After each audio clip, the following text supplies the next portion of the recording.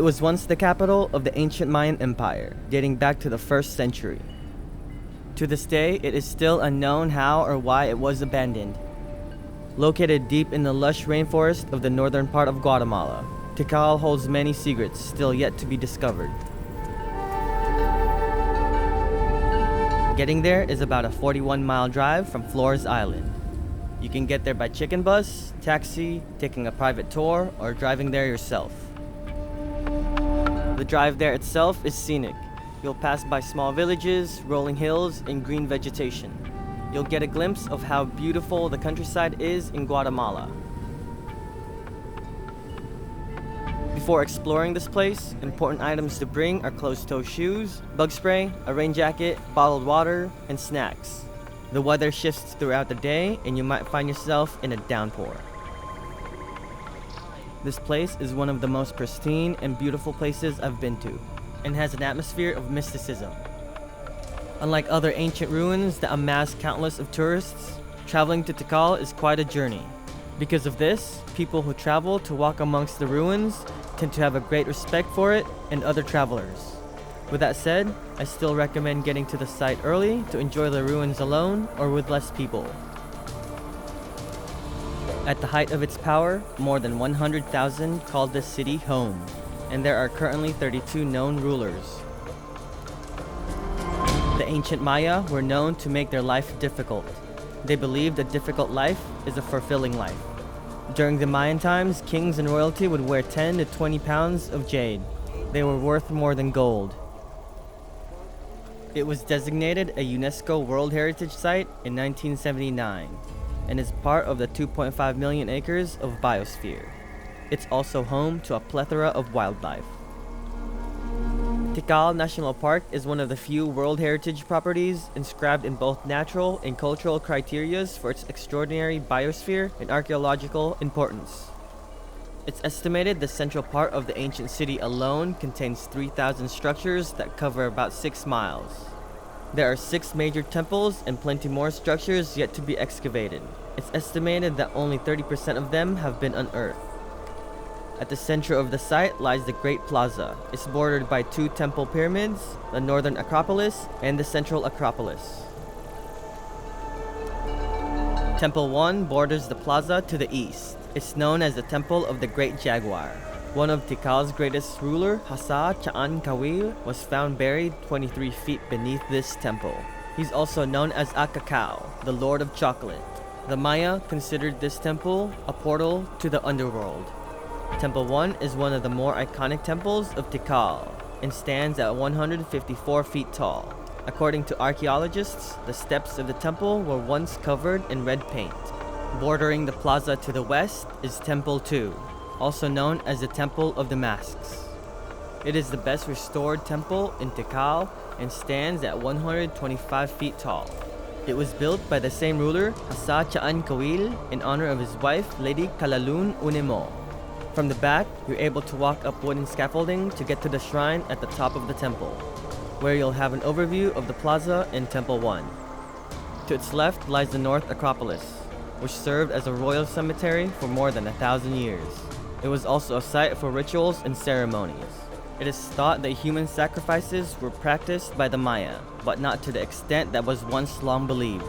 Only royals and high-status prisoners of war were sacrificed, while low-status prisoners were forced into labor. In this case, that guy was a captive. When they fight with the different tribes, they took the son of the king, they took the king, the wife of the king, important people of the other side as a prisoner. They brought them here and sacrificed them here. Opposite of the North Acropolis is the Central Acropolis. This complex housed the royal family and their relatives. It's made up of 45 structures and 6 courtyards. As the complex developed, it expanded upwards instead of out. If you plan on exploring solo, make sure to buy a map at the entrance and know where you're at all times. You are in a dense rainforest. Just a change in weather can make the environment seem unfamiliar. There have been many instances where hikers have gotten lost and their remains found weeks later.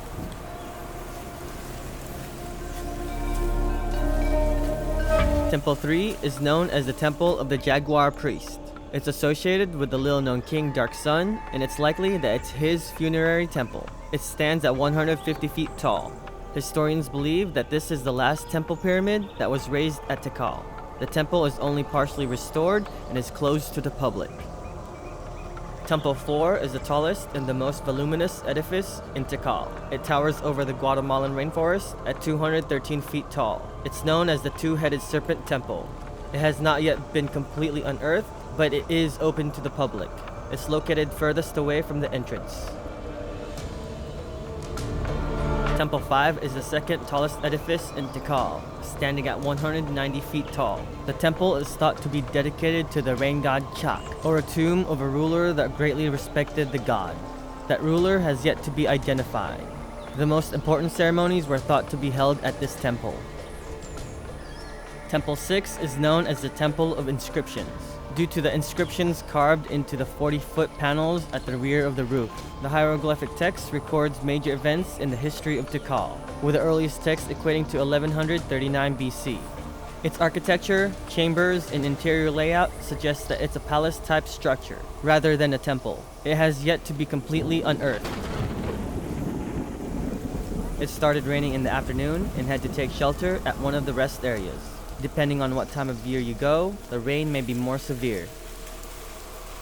These ruins have been on my bucket list for years.